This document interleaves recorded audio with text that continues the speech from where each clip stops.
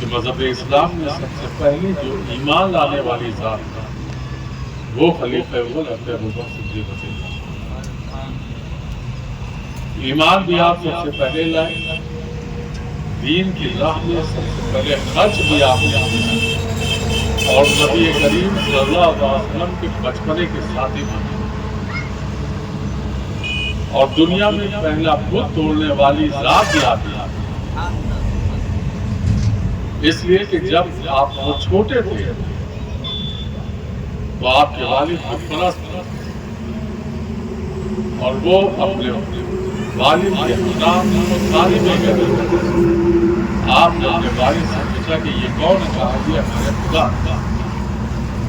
خلیفہ اول حضرت ابوبکر صدیق رضی اللہ تعالیٰ عنہ ارشاد فرماتے ہیں کہ اگرچہ یہ ہمارے خدا ہیں تو جو میری طلب ہوتی وہ اس کو دیتے ہیں، ہمیشہ دیں گے۔ وہ کہا مجھے بھوک لگی ہے، مجھے کھانا چاہیے، مجھے پیاس لگی ہے، پانی چاہیے، اگر کھانا اور پانی یہ دے دیتے ہیں تو میں ان کو خدا مانا۔ اتنا کہہ کرتے ہیں 2 بار خلیفہ اول نے طلب کیا اور دونوں بار کچھ نہیں ملا۔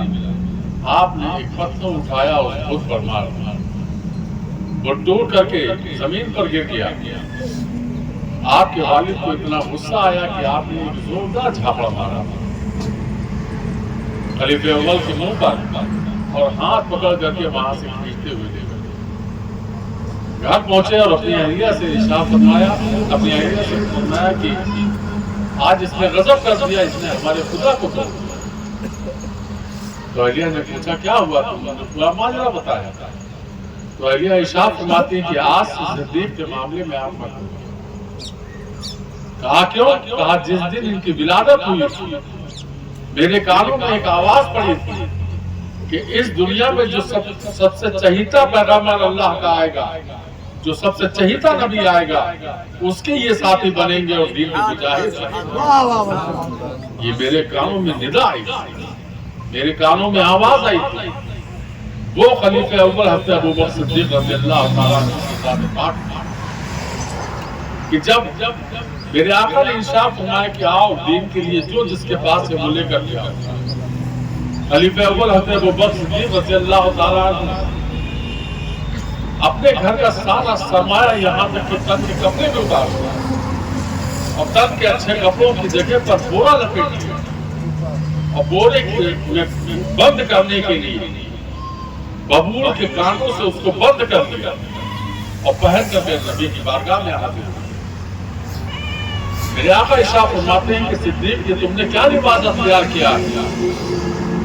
خلیفہ اول ارشاد فرماتے ہیں یا رسول اللہ آپ نے ارشاد فرمایا تھا کہ جس کے پاس جو ہو وہ لے کر کے آؤ، کہ میں نے اپنے تن کے کپڑے بھی بیت المال میں جمع کر دیے ہیں، میں نے اپنے تن کو ڈھکنے کے لیے یہ بورا پہن لیا ہے، اور اس بورے کو بند کرنے کے لیے میں نے ببول کے کانٹے لگائے ہیں۔ اتنا کہنا تھا کہ حضرت جبریل حاضر ہو گئے آقا کی بارگاہ میں۔ میرے آقا دیکھتے کیا ہے کہ حضرت جبریل بھی وہی لباس پہنے ہوئے۔ آقا ارشاد فرماتے ہیں کہ اے جبریل کہ تم نے کون سا لباس اختیار کر لیا؟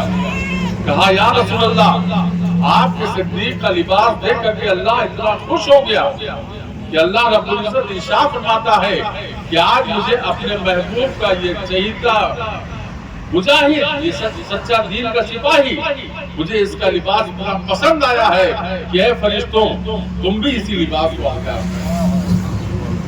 لہذا آج فرشتوں نے بھی اسی بورے کو پہن کر کے یہی ببول کے کانٹے لگائے۔ وہ خلیفہ اول حضرت ابوبکر صدیق رضی اللہ تعالیٰ عنہ کہ جو میرے آقا سرکار دو عالم صلی اللہ علیہ وسلم ایک ایک قدموں پر ساتھ چلتے ہیں۔ میرے آقا اس لیے ارشاد فرماتے ہیں کہ میں نے دنیا میں جتنے لوگوں نے مجھ پر احسان کیا میں نے سب کے احسان ادا کیا، لیکن 2 لوگوں کا احسان میرا رب ادا کیا۔ وہ دونوں کون تھے؟ ایک حضرت خدیجہ کی ذات ہے اور دوسرے خلیفہ اول حضرت ابوبکر صدیق رضی اللہ عنہ۔ یہ تو اتفاق ہے کہ آج خلیفہ اول کا دن ہے۔ ہم آپ خواجہ پھول سے بیٹھ کر کے خلیفہ اول کے بارگاہ میں اپنی خراج عقیدت پیش کر رہے ہیں۔ کاش کو ہمارے ایک حصے کی غلامی بھی اگر ان کی بارگاہ میں قبول ہو جائے تو ہماری زندگی اور آخرت دونوں سمجھ جائے۔ آج جس دین کی پیروی ہم کرتے ہیں، جس دین کے بارے میں ہم جانتے ہیں، وہ دین بڑی مشقتوں کے ساتھ ہم تک پہنچا ہے۔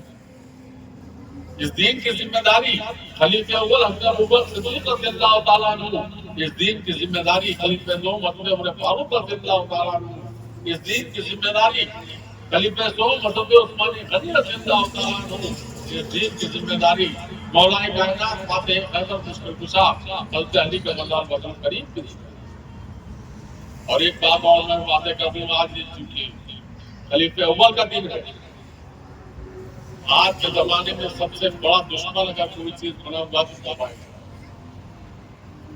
اس موبائل سے گھر میں بھی ہماری دشواریاں پیدا ہو رہی ہیں، ہماری بہو بیٹیوں میں بھی یہ دشواریاں پیدا کر رہی ہیں، اور یہی موبائل ہمارے لیے ہمارے ایمان کو بھی خراب کرنے کا ذریعہ بنتا ہے۔ اسی موبائل میں غلط غلط حدیثیں بھی آ رہی ہیں جو یہودیوں کی ایک سازش ہے، اس کو بہت کام کھول کر کے سمجھیے گا۔ آپ سمجھ نہیں پا رہے، آپ یہ سوچتے ہیں کہ یہ آقا کی حدیث ہے، یہ ہمارے پاس آئی ہے اس کا بڑا بھائی کی بات۔ ایسا ہرگز مت کریے گا، جب بھی کوئی آپ کو حدیث سمجھ میں آئے تو پہلے علماء سے رابطہ کریے، جب اس کی تصدیق کرا لیجیے گا تب وہ حدیث آگے بھیجیے گا، اس لیے کہ حدیث غلط پڑھنا بھی گنہگار ہے اور اس کو آگے بھیجنے والا بھی گنہگار ہے۔ اس سے ہوشیار ہو جائیے۔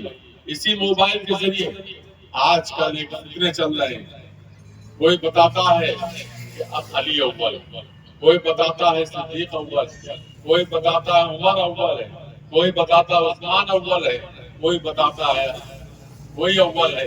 اس فتنوں میں پڑھنے کے لیے اس لیے کہ میرے آقا نے یہ ارشاد نہیں فرمایا کہ صدیق اول ہے، عمر دوئم ہے، عثمان سوئم ہے، مولا چوتھا ہے۔ میرے آقا نے ارشاد نہیں فرمایا۔ میرے آقا نے ارشاد فرمایا کہ میرے صدیق جیسا کوئی نہیں،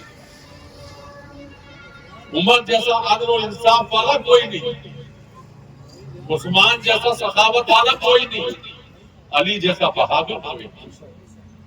یہ میرے آقا نے تعریفیں بتائی۔ آقا نے اول دوئم نہیں کہا، اب اول اور دوئم کیسے آیا؟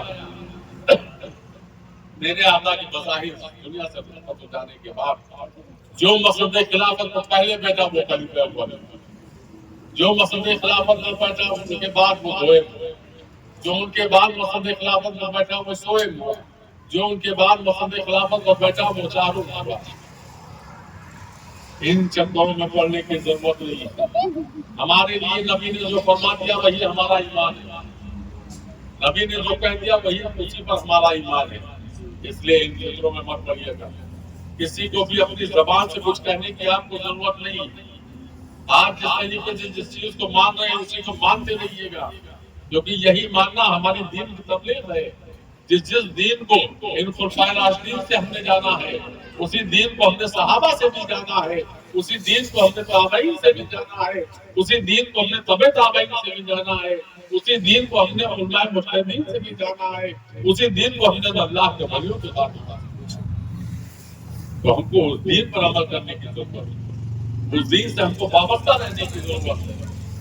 ہم چاہے کسی سلسلے میں قید ہو جائیں، چاہے کسی سلسلے میں مرید ہو جائیں، لیکن جب تک کہ ہم دین کی پیروی نہیں کریں گے، جب تک کہ ہم اللہ اس کے رسول کی فرمانبرداری نہیں کریں گے، جب تک کہ ہم شریعت مصطفیٰ کی پابندی نہیں کریں گے، جب تک کہ ہم سنت مصطفیٰ پر اپنی عملی زندگی کو نہیں گزاریں گے، ہمارا دین ہمارے نہیں۔ ہمارا پیر تبھی ہمارے لیے وسیلہ بنے گا جب ہم اپنے رب کی فرمانبرداری کریں گے، ہم شریعت مصطفیٰ کی پابندی کریں گے، ہم سنت مصطفیٰ پر عمل کریں گے، تو یقینی طور پر ہمارے لیے ہماری زندگی بھی سنور جائے گی، ہماری آخرت بھی بن جائے گی، اور یہ اللہ کے ولی ہمارے لیے وسیلہ بن جائے گا۔ اس لیے ضرورت ہے کہ عمل کریں، اپنے آپ کو برائیوں سے بچائیں، اپنے آپ کو عمل میں لائیں جس سے ہمارا رب بھی ہم سے راضی ہو، ہمارا رسول بھی ہم سے راضی ہو، اور یہ مشاہد پر ہم بھی ہم سے راضی ہو۔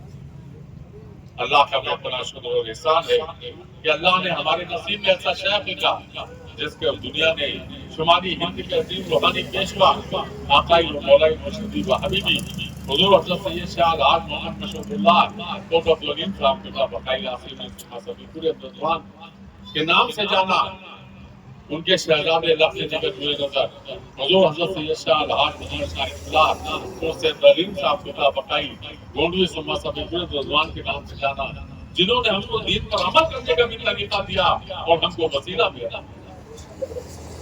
دین پہ کیسے عمل کرنے کا طریقہ دیا؟ ہمارے شیخ نے دین کا ایک ایسا قلعہ قائم کیا سن 1958 میں کہ جس کو دنیا نے دارالعلوم خانہ سمجھا گیا، جس کے لیے آپ بھائی نثار مقامی مولا میں تعاون کرتے ہو۔ رمضان شریف میں بھی اور غلے کے سیزن میں بھی آپ سوچتے ہو کہ پتہ نہیں کہاں نثار کہاں سے لے کر کے آئے، کس مدرسے کا تعاون کر رہے ہیں، لیکن آپ کا یہ پیسہ آپ سوچ نہیں سکتے ہو۔ ابھی آپ شاہ محمد سے نام سن رہے تھے، آپ نے مشیر بیٹھے ہوئے ہیں، یہ سب اسی چمن کے پھول ہیں جس چمن کو آپ سیچتے ہیں۔ اور یہ صرف یہی نہیں، بمبئی جیسی سرزمین پر قریباً 850 مسجدوں میں وہاں کے فارغ بچے مدرسوں میں مدرس یا مسجدوں میں امامت کر رہے ہیں۔ امریکہ جیسے ملک میں آپ کے مدرسے کا بچہ تنابی پڑھا رہا ہے، تو دنیا کے کسی حصے میں وہ قرآن پڑھے گا یا پڑھائے گا، لیکن اس کا اجر ہم کو آپ کو ملے گا اور قیامت کے صبح تک ہم کو آپ کو۔ آج یہ جو چمن وہاں پہ قائم کیا، اسی چمن کی ایک شاخ ولی الاسلام عوریہ میں ہے۔ آج یہ بچے اس کو سیچ رہے ہیں، اسی طریقے سے ہم دین سے وابستہ ہیں، اسی طریقے سے ہم دین سے آراستہ ہیں۔ جب وسیلے کی بات آئی تو ہم کو سبھی مجھے جس سے قدر بارگاہ کے ساتھ بچے عطا فرمائی، وہ مقدس زمین جہاں 890 اللہ کی نبی آرام فرما ہے، جس کو مدینہ الاولیاء کہا گیا، اولیوں کا گڑھ کہا گیا، وہ مقدس زمین جہاں پہ ہندوستان کے اندر جتنے بھی سلاسل ہیں تمام سلاسل کا بزرگ اس زمین پر آباد، وہ مقدس زمین ہے صدر شریف جن کے نام سے آباد ہے، وہ ذات طاہر ہے صدر شریف سرکار مخدوم شاہ صفی شاہ ولایت صلی اللہ کی بارگاہ، جن کی بارگاہ میں اعلیٰ حضرت تشریف لے جاتے ہیں تو ارشاد فرماتے ہیں کیسے آپ گاؤں کا بندہ ہوا رضا بول بالے میری سر۔ اور کیوں اعلیٰ حضرت نے ارشاد؟ اعلیٰ حضرت کا پیر خانہ ہے مہرانہ شریف، مہرانہ شریف کا پیر خانہ ہے بلگرام شریف، اور بلگرام شریف جس ذات سے آباد ہے وہ ذات ہے حضرت میر ابو طاہر بلگرامی، اور میر صاحب وہی جو خلیفہ ہیں حضرت مخدوم شاہ صفی شاہ ولایت صلی اللہ علیہ وسلم۔ ایسی سرزمین کی دارالکشی ہم کو ہمارے شہر سے عطا فرمائی۔